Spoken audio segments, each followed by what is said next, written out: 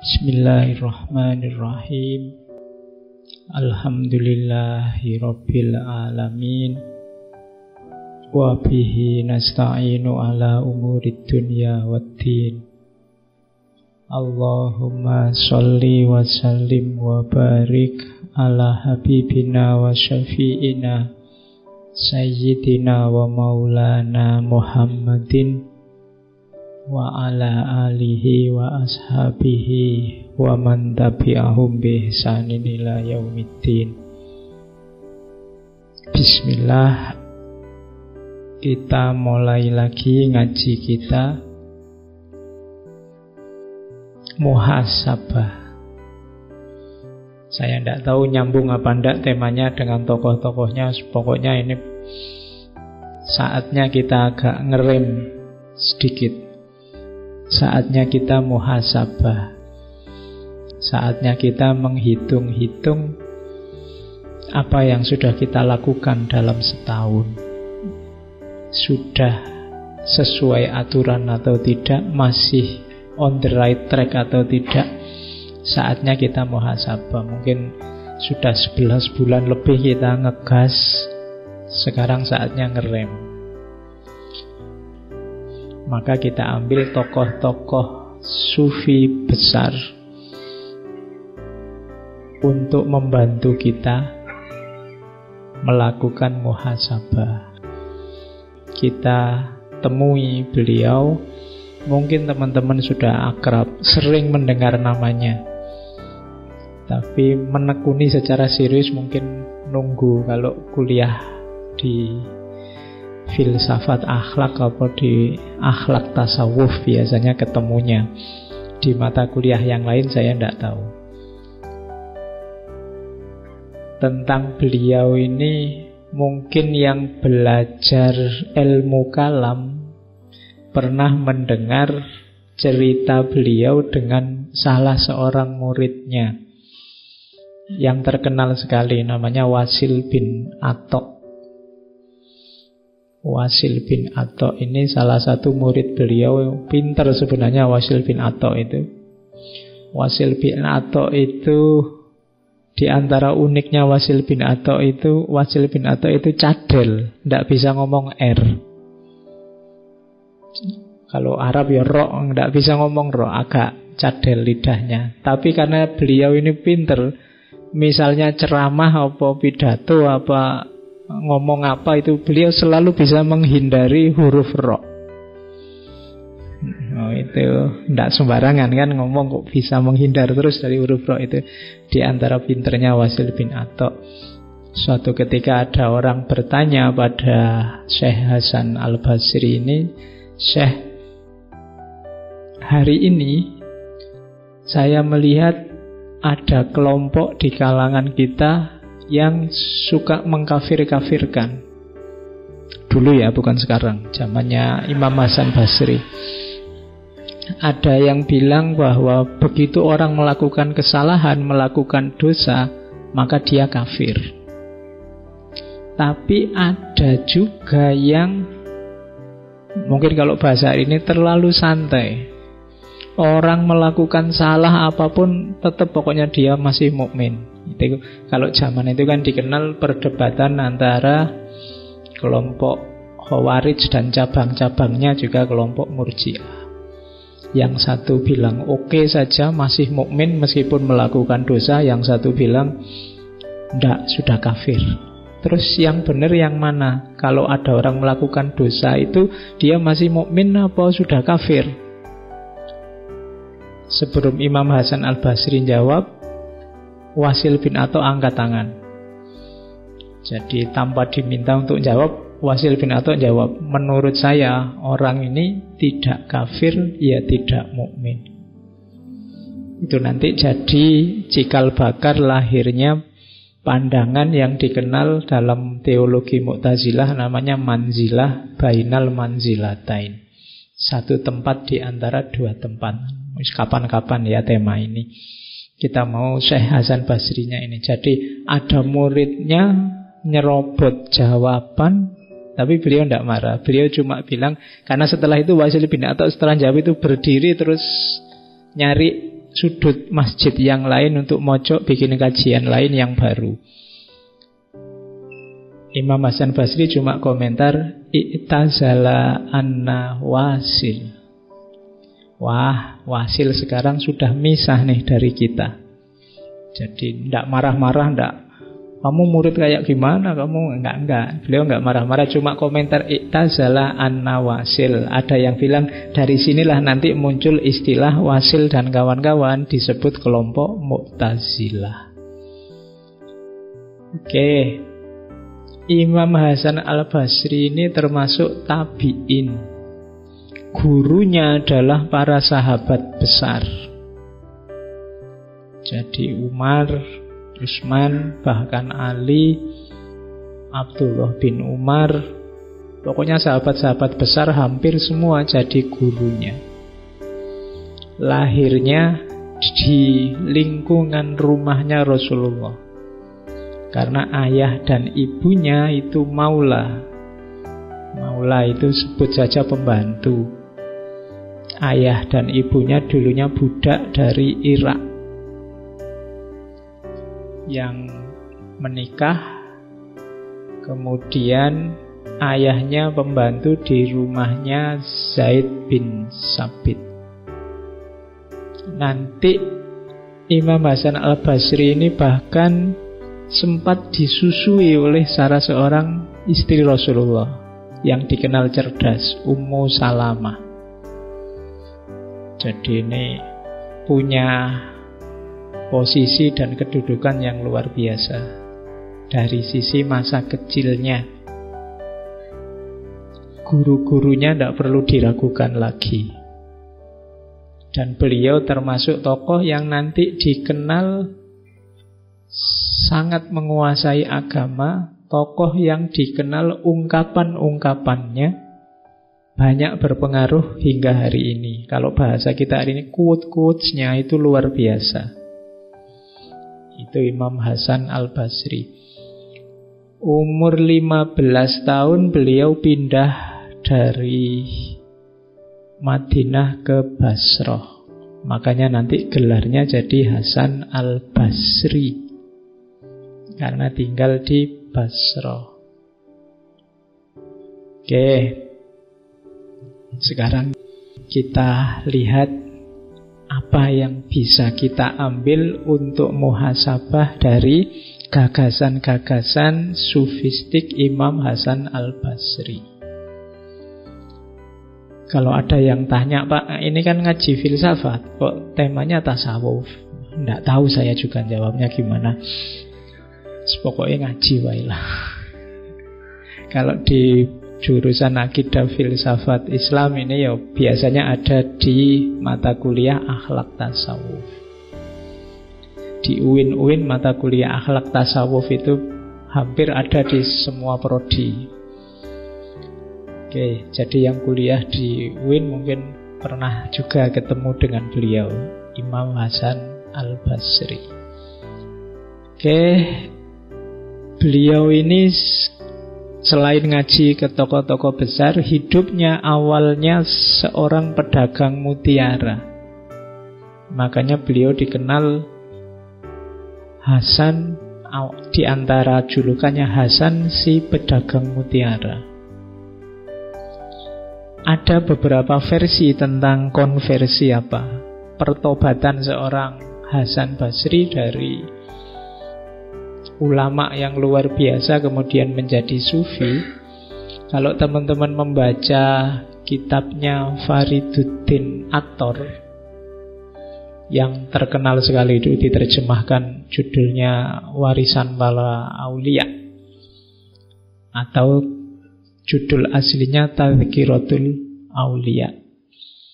Jadi Hasan Basri ini satu ketika datang ke seorang kliennya, jual beli mutiara, kebetulan seorang perdana menteri di daerah Bizantium. Bizantium itu satu kota di Yunani kuno yang nanti zaman Romawi namanya ganti Konstantinopel, zaman Turki Utsmani ganti jadi Istanbul. Nah, Perdana Menteri ini Satu ketika ngajak Imam Hasan al-Basri ini jalan-jalan ke satu tempat. Jadi di kerajaan itu, di satu tempat ada satu tenda. Di tenda itu pas Hasan al-Basri ke sana, tiba-tiba datang ratusan pasukan. Kemudian merubungi tenda itu, ngomong-ngomong apa sedikit terus pergi. Kemudian setelah ada pasukan datang ulama-ulama, orang pintar, filosof, cendekiawan, ratusan juga. Muter-muter di tenda itu, ngomong-ngomong sebentar terus pergi. Setelah itu datang juga perempuan-perempuan cantik. Muter-muter juga di tenda itu terus pergi juga. Terakhir datang orang-orang tua. Muter di situ terus pergi. Paling akhir datang rajanya. Muter juga di situ terus pergi. Ini Hasan al-Basri heran. Itu ngapain sih orang-orang itu? Kok muter-muter semua di tenda, ngeruneng gak jelas terus pergi? Cerita sufi itu kan gitu. Menarik kalau diceritakan. Diceritain sama Perdana Menterinya. Di tenda itu, di dalamnya adalah makamnya putra mahkota. Jadi waktu putra mahkota ini masih muda, semua orang mencintainya. Pinter, ganteng, jagoan, pokoknya harapan pemuda-pemudi bangsa negara.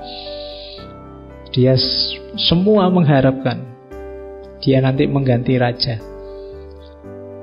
Tapi terus masih di usia muda tiba-tiba sakit.